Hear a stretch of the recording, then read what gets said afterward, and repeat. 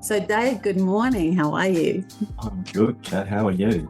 I am fabulous. Hanging around, you can see the jumper. I'm in Melbourne today. And it's I've got the aircon on here. Of course. Thank you for taking this call. You have had, since I met you 100 years ago, and you started one-on-one coaching, and then you've done all these beautiful modalities and trained as a coach, and you're continuing to expand and extend what's happening for you. And you've had a few adventures, and as I said earlier, plot twists along the way. So Right. I want to talk to you today about NLP, but anything else that comes up, please throw it in, right? So why did you do NLP? I felt at the time, if I can remember, because it's so many years ago now, that I needed to do some work on myself because I wasn't showing up how I wanted to show up. I was damaging relationships. I'll just go a bit deeper into that. I wasn't showing up for my family the way I would like to. My wife, we were very busy in our businesses that we had at the time, and my wife became my business partner, not my intimate partner. Mm-hmm. I could see that I needed to change things dramatically, otherwise I was going to lose that relationship and the relationship with my children. Yeah, wow, that's a big reason. And we'll skip to the end and then we'll come back. How did that work for you, having done the work? That's played out very well. Life still has its ups and downs, its moments, Mm-hmm. challenges, but having those resources have played out very well multiple times. Like I talked about, saving my relationship with my wife, my marriage, the one with my children, but in due course, it saved my life. Yeah. Do you want to share a bit about that? About 18 months ago, I had a blood test, and it was just a routine blood test for my work, annual medical, and within 3 days, I was in a hospital bed in Brisbane, diagnosed with leukemia, with no idea that any of this was going to happen.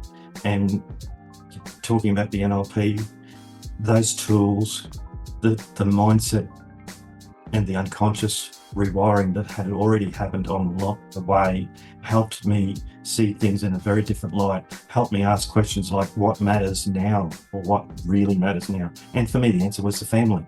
Yep, number one thing there. But the next was for me to get through this so that I could show up for others in the best way that I could, in a much more powerful, stronger person that I am now, and I am doing that. Yeah. I mean, I think of your journey, Dave, and that was an extraordinary time because I know that you did use mindset and meditation and a whole lot of things to really just go, what do I need in order to be present now? What's just the next thing? And then the next thing. Like it wasn't even, I'm trying to remember back. I mean, you tell me, this is the story I'm making up, right? Is that you weren't even thinking really a day ahead. It was just... Yeah, at times it was, but at times it wasn't. There was, I'll say, an overall guiding picture, which I've just spoken about, but I used mind movies and a whole lot of other things that you're talking about to seeing the picture of how I wanted life to... do your stuff. Yeah, I wasn't sure it was mine or this one. It's this one, yeah.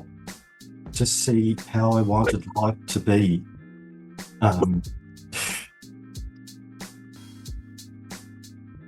You're right, Kat. Yeah. Dennis. We have a dog called Dennis. It's my son's dog, right? And the reason it's called Dennis is because it's a name that... Dennis the Menace. Dennis the Menace. Dennis. No barking. So yeah, Dennis, my son loved that name and my daughter-in-law really didn't. So her plan was, let's get a dog and call it Dennis so we can use the name, but it won't be my son. So we have Dennis. Yeah. Continue, please. We were talking about, one day at a time, basically. Yeah. So where I was going with that, at times, yes, it was one day at a time. At times it was one moment at a time. But at times I was using that overall vision that I spoke about with the mind movies, where I created a vision that I could do a deep dive for myself and place myself in what I wanted my life to look, see, and feel like. Using those modalities where it's not a vision, it's a moment in time that you place yourself there and you could see, hear, and feel that. And going back to those one day at a time, there was those routines that reinforced that vision, what life would look like in the future now. And being able to let my unconscious mind, not only its job that was to keep me safe, retrain it so that it took on the job to getting me to that moment in the future. I love that, because I love that you said, the unconscious mind wants to keep you safe, but often what that translates to, if we're listening to our mind-made stories, is small. All right, and that is very much not where you are. That is like, instead of your world shrinking, I mean, in that moment, yes, it was moment by moment, but since then, it's like this great opening and just adventure that you're on. Yeah, very much so. Yeah. My world has gone from looking at coaching people one-on-one to, I'll say, the masses, that I have a goal of wanting to affect 1 million people. And at the moment, I'm doing the smaller things, but some of it not so small. A couple of days ago, I was a judge on Next Top Speaker, where they had almost 5,000 entrants going into that, down to the top 100, top 50, top 10, helping those people feel comfortable in speaking their stories to allow their truth to unfold for them. And as part of this journey that I've been on, I've been writing a book for that journey, for the lessons that I have, to take people along that journey, to inspire them to, if they want to make changes in life, that's okay. But if that could be small, that could be huge. But empowering them to make that change, be more comfortable with it, have a guiding light, have, for want of a better word, for the moment, it's only a book, to walk side by side, helping them do what they want to do. So powerful. Wow. Yeah. So I want you to think back, I know it's a few years ago, to when you were actually in the training. All right. What was it about the training that you did love? Loved.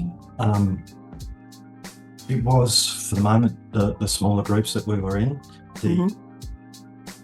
being safe in that space to allow your vulnerability to be real and authentic, to bring up what's been going on for you, whether it be in your, for want of a better word, ancient history, whether it's generations back, whether it's this generation, whether it was when I was 2 or when I was 50. Some people don't think I'm 50, but that's okay. Bringing those things to light and getting resolved with them, letting that healing process happen. And I can't say it enough, it was a safe place for people to do that.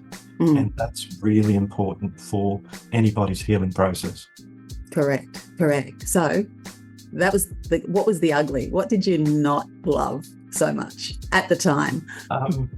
The one that comes to mind was when I was doing the trainers training, and we'd pick a topic out of one of the NLP processes, and we'd have to get up and do a talk about it, and just a lesson for people for learning. And yes, it was great that it integrated those lessons even more for me on how it works and how I work with people doing that.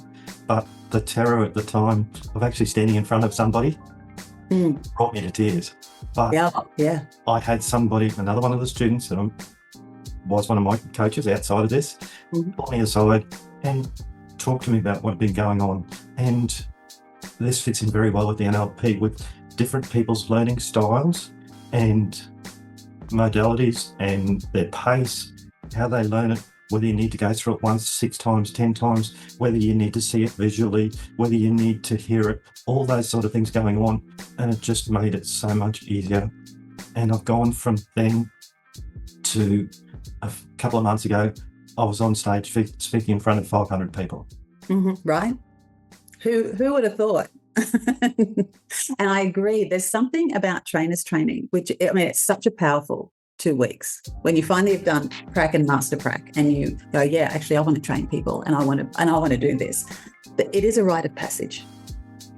because every story you could ever have about being not good enough, powerless, right? Whoa, they're all there. I mean, I can even remember when I was doing it and I had a bit of a moment, all right, because the person who was assessing my presentation dared to suggest I wasn't perfect, which of course I knew I wasn't. But having that, it was every insecurity came up and it was like, oh, I failed. No, not even close. It's all there to help you become the best you can be. You're on that journey, and it's that one step at a time, that one uncomfortable moment that becomes normality, that you get comfortable with, and just stretch yourself a little bit further and get comfortable with that and stretch yourself a bit further. And the more that I look at what's been going on, the more I said yes to trying things, the more the world opened up and more opportunities happened. It's extraordinary, isn't it? So powerful. So you've spoken really about, I'm going to ask you, but we've sort of already spoken about this, how since you've completed this work, what changed for you both personally and professionally? If you want to just sum it up. I mean, we have talked at it, but yeah. Yeah, that journey for me for the leukemia, using those tools opened up a whole lot of possibilities. And there was moments that I talked about before, getting okay with your unconscious mind and using it as a tool to allow things to happen for you. I've been allowing, I'll get the right word, but the healing process for me, physically, mentally, energetically, open to myself going into different modalities like pranic healing, like meditations, all the stuff that I've done with other trainers and will continue to. The world has really opened up from, I talked about writing a book, so there'll be half a dozen of those that I want to complete in 12 months, 2 years, however it rolls out for the moment. And the aim is for me to be speaking in front of 50,000 people, and I can see that as a possibility. And we've spoke during that journey about a retreat space. People could come and allow that healing process on. So those sort of things are going to come to fruition. Helping the 1 million people from going from somebody who used to hide in the corner because of their own insecurities, and all the stuff that was coming up the first time that we spoke, probably 5 years ago. More, because 5 years ago was COVID. Right? And we were, probably 7 years ago, 8 years ago. Like, it was a long time. Yeah. So what's happening and what will happen is huge. I agree. So anything else? I haven't got any questions for you. Anything else? I really participate in what you're talking about before, about the surrender, about the belief that things will happen as they're meant to happen, about timing. And it's not always in your timing. Things will happen when you are ready physically, mentally, and emotionally to receive what needs to come to you. Absolutely, that's true. And sometimes it definitely doesn't happen in your timing. I mean, for me, quite often I was trying to put things off. And no, it's now. Yeah. There's a thing that a lot of the coaches talk about, and it's the feather. Sometimes it's a brick. But I didn't take my lessons till I was hit with the Mack truck. And it doesn't matter if you miss that lesson, it's still going to come to you again and again till you learn it. So you might as well take the lesson and follow it. Yeah. Recognize the feather, that little invitation. Yeah, I agree. Thank you, Dave. Thank you for spending time with us. And I'm looking forward to seeing those 50,000. I want a front row seat, please. Thank you. Thank you very much.